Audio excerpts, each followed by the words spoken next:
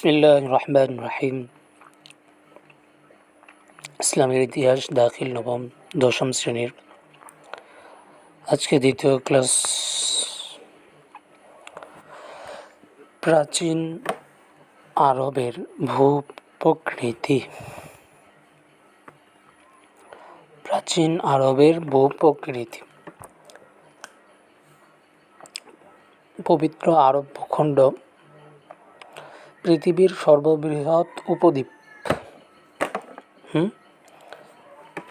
পবিত্র আরব ভূখণ্ড পৃথিবীর সর্ববৃহৎ মানে সবচেয়ে বড় উপদ্বীপ।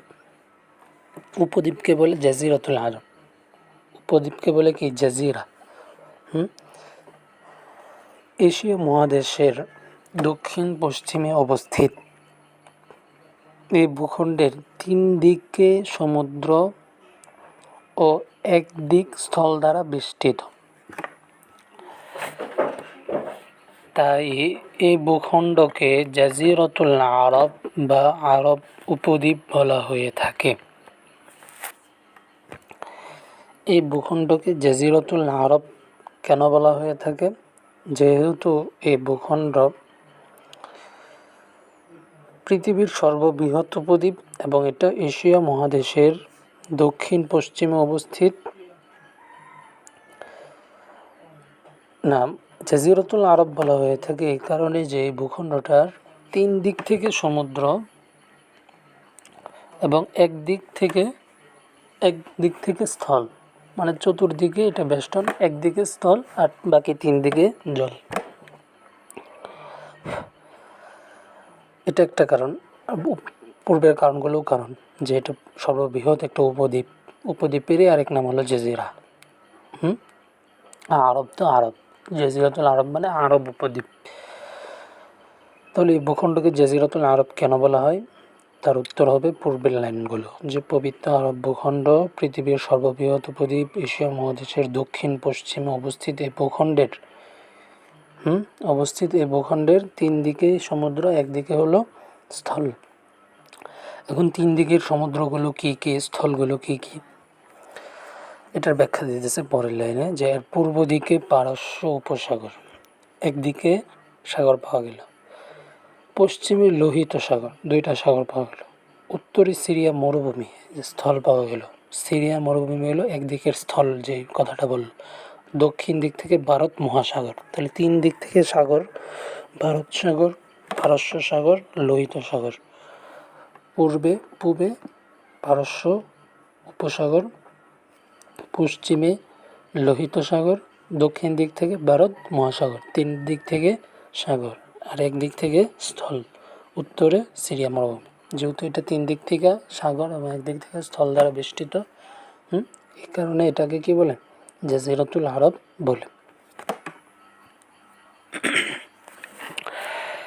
তবে ভূপ্রকৃতির দিক থেকে আরব ভূমি সিরিয়া ও মেসোপটেমিয়ার মরু অঞ্চলের অংশ ছিল।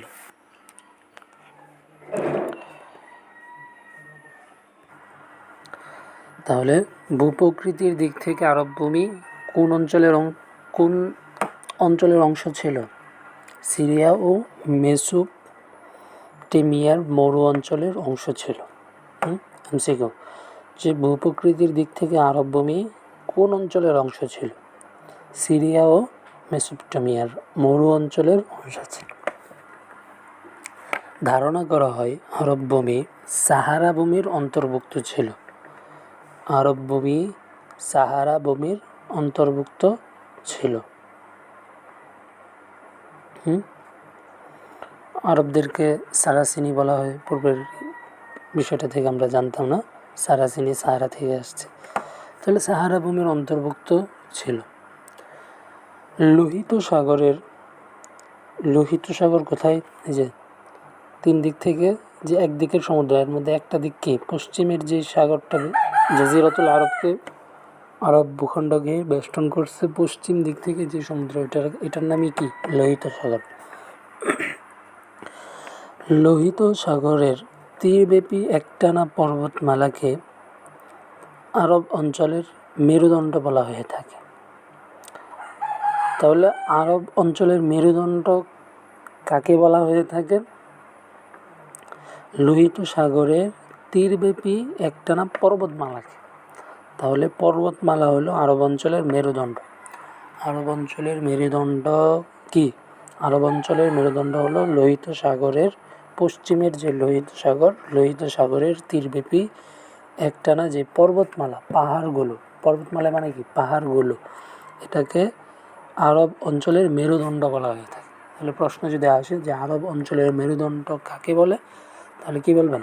লোহিত সাগরের তীরব্যাপী যে একটানা পর্বতমালা, পাহাড়গুলো, সেগুলোই হলো আরব অঞ্চলের মেরুদণ্ড। তারপরে কি লক্ষণীয় যে সমগ্র আরব ভূখণ্ড পশ্চিম থেকে পূর্ব দিকে অপেক্ষাকৃত ঢালু। পশ্চিম দিক থেকে পূর্ব দিকটা অপেক্ষাকৃত ঢালু মানে নিচু। পূর্ব দিকে ওমান পর্বতমালা, পূর্ব দিকে কি পর্বতমালা? ওমান পর্বতমালা। দক্ষিণ অঞ্চল নিচু এবং কিয়দাংশ ঢালু। পূর্ব দিকটাও ঢালু, তবে দক্ষিণ অঞ্চলটা কিছু অংশ ঢালু। উত্তরের নজদ একটি উচ্চ মালভূমি। পাহাড় ও মালভূমি ছাড়া বাকি অংশ মরু অঞ্চল ও অনুর্বর ভূমি। মালভূমি কাকে বলে দেখো, সমুদ্রপৃষ্ঠ থেকে 300-600 মিটার উঁচুতে অবস্থিত। উপরিভাগটা সমতল বা তরঙ্গায়িত, চারদিকে খাড়া ঢালযুক্ত বিস্তৃত ভূমিকে মালভূমি বলে। অনেকটা টেবিলের মতো, এটাকে টেবিল ল্যান্ডও বলা হয়। মালভূমিকে অনেকটা টেবিলের মতন দেখতে, অর্থাৎ উপরের দিকটা হলো সমতল, সামনে সাথে হলো খাড়া ঠ্যাঙের মতো, চারদিক খাড়া ঢালযুক্ত বিস্তৃত ভূমিকে মালভূমি বলে। এই যে ছবিও দেখা যাচ্ছে, কলোরাডো মালভূমি দক্ষিণ আমেরিকার দেখা গেল। আর প্রকারভেদও আছে আকার আকৃতি নিয়ে, পরে দেখে নিব আরও বিস্তারিত।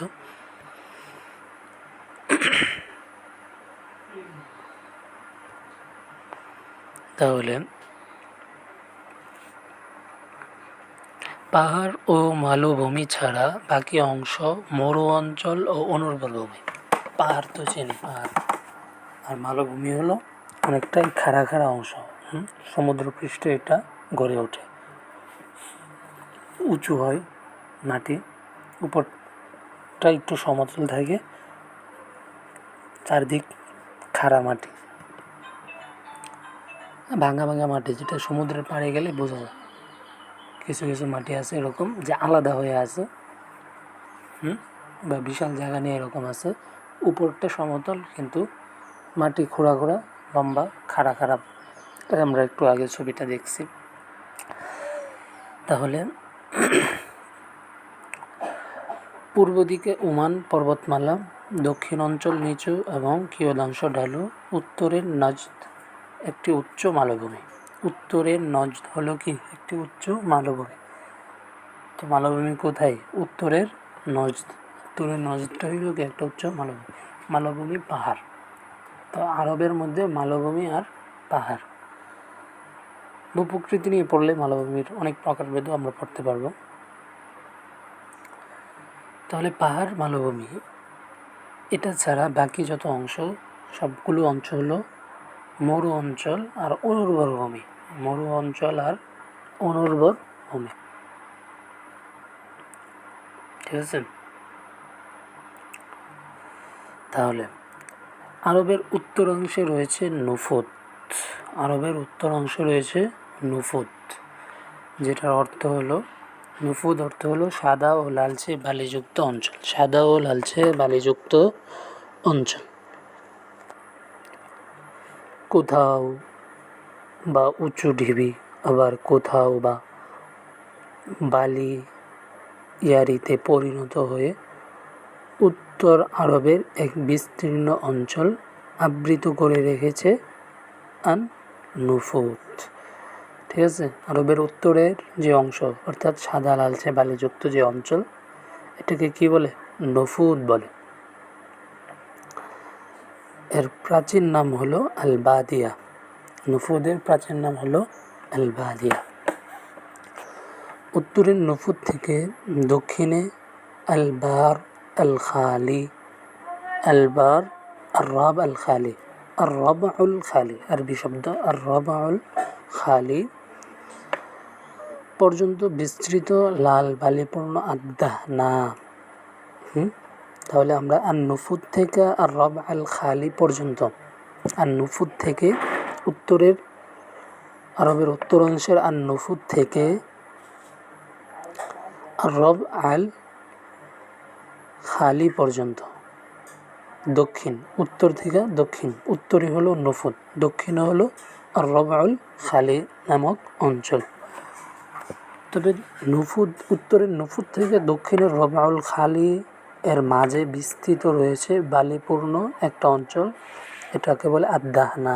তাহলে আমরা তিনটা জিনিস পেলাম, নুফুত বা বাদিয়া, পুরান নাম বাদিয়া, যেটা উত্তরে অবস্থিত, আর দক্ষিণে অবস্থিত হলো আর রবাউল খালি, আর মাঝে নুফুত এবং রবাউল খালি এর মাঝে যে বিস্তৃত লাল বালিপূর্ণ অংশটা আছে এটাকে বলে আদাহনা। ঠিক আছে, লাল ভূমি দক্ষিণ পূর্ব দিকে এক বিরাট বক্ররেখা বরাবর 600 মাইলের বেশি বিস্তীর্ণ। ঠিক আছে, আদাহনা এটা হলো 600 মাইলের বেশি বিস্তীর্ণ। পুরনো মানচিত্রে আদাহনা সাধারণত আর রবা আল খালি, আর রবাউল খালি মানে কি? আর রবাউন অঞ্চল, খালি মানে হলো ফাঁকা, আরবি শব্দ আর রবাউল খালি। সাধারণত আদাহনাকে পুরনো মানচিত্রে আর রবাউল খালি নামে অভিহিত করত। আমরা যদি আরব ভূখণ্ড ভূপ্রকৃতির মানচিত্রটার দিকে তাকাই তাহলে আমরা দেখব যে আরবের উত্তর অংশের যে আন নুফুত এখান থেকে নিয়ে আর রবাউল খালি এর পর্যন্ত, এটা হলো দক্ষিণ অঞ্চল। আর রবাউল খালি পর্যন্ত একটা অঞ্চল আছে, সেটা হলো কি? আদাহনা। আদাহনা, আদাহনা, এটা হলো আদাহনা, এটা হলো আর রবাউল খালি, এটা হলো দক্ষিণে অবস্থিত। আর এটা হলো আরবের উত্তর অংশ, আর এটা হলো মাঝের যে জায়গাটা আদাহনা। ঠিক আছে, এখান থেকে আমরা আরও কিছু দেখতে পারি যে দক্ষিণ অঞ্চলের দিকে ইয়ামেন, ওমান, আল হাররা, আল হিজাজ, এই পাশে হলো কি আল হিজাজ। এটা হলো কি প্রাচীন আরব দেশের মানচিত্র, প্রাচীন আরব দেশের মানচিত্র। এখন আমরা একটা তথ্য জেনে নিই, সেটা হলো আয়তন। আরব ভূখণ্ডের আয়তন কত? এমসিকিউ আসে।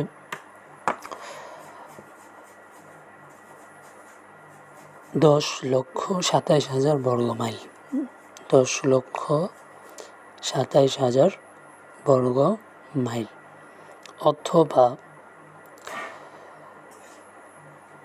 26,58,781 বর্গ কিলোমিটার। মাইলের হিসাব করলে 10,27,000 বর্গ মাইল, আর কিলোমিটারের হিসাব করলে, বর্গ কিলোমিটারের হিসাব করলে 26,58,781 বর্গ কিলোমিটার। তাহলে আরব ভূখণ্ডের আয়তন যদি প্রশ্ন করা হয় তাহলে আমরা বলবো যে 10,27,000 বর্গ মাইল, 10,27,000 বর্গ মাইল, এবং 26,58,781 মুখস্থ করেন, 26,58,781 বর্গ কিলোমিটার সমান 10,27,000 বর্গ মাইল, 10,27,000 বর্গ মাইল, অথবা কিলোমিটারে হিসাব করলে 26,58,781, 26,58,781 বর্গ কিলোমিটার। তাহলে আরব ভূখণ্ডের আয়তন প্রশ্ন করলে কি উত্তর দেবেন? 10,27,000 বর্গ মাইল অথবা 26,58,781 বর্গ কিলোমিটার। তাহলে আপনাকে কিলোমিটার হিসাব জিজ্ঞাসা বলবেন 26,58,781 বর্গ কিলোমিটার, আর বর্গ মাইলের হিসাব জিজ্ঞাসা করলে বলবেন 10,27,000 বর্গ মাইল। তাহলে এটা তো আয়তনের হিসাব গেল। এখন এই আয়তনটা ইউরোপের 1/4, ইউরোপের 1/4, 1/4 মানে কি 1/4 মার্কিন যুক্তরাষ্ট্রের 1/3 মানে হলো মার্কিন যুক্তরাষ্ট্রের 3/1 এই পরিমাণ আয়তন হলো ইউরোপের 4/1 এবং মার্কিন যুক্তরাষ্ট্রের 3/1। প্রাচীনকালে ভূমধ্য সাগরের এই স্রোতধারা উপদ্বীপকে প্লাবিত করে কিছুটা তৃণময় ও মানুষের বসবাস উপযোগী করে তোলে। আমরা যে উপরের যে অবস্থাগুলো দেখছি, যে মালভূমি, পাহাড় মালভূমি ছাড়া বাকি অংশ হলো মরুভূমি আর অনুর্বর। তাহলে এটা তো মানুষের উপযোগী ভূমি ছিল না, তাই না? কিন্তু ভূমধ্য সাগরের কিছু পানি গিয়ে এই উপদ্বীপকে প্লাবিত করছে, উপদ্বীপে গিয়ে প্লাবন ঘটাইছে, যার ফলে এটা কিছুটা তৃণময়, গাছগাছালি, সবুজ, কিছুটা মানুষের উপযোগী করে তুলছে। তাহলে এটা পূর্বের যে হালত ছিল, যে মালভূমি পাহাড় ছাড়া যে অংশটুকু, এই অংশটুকু থাকার অবস্থা ছিল না, মরু অঞ্চল আর অনুর্বর ভূমি, এই অঞ্চলটাকে মানুষের বসবাস উপযোগী এবং গাছগাছালিময়, তৃণময় করছে কোন জিনিস? প্রাচীনকালের ভূমধ্য সাগরের স্রোতধারা। এই উপদ্বীপকে মানুষের উপযোগী করছে কোন জিনিস? প্রশ্ন আসলে কি বলবেন? ভূমধ্য সাগরের স্রোতধারা।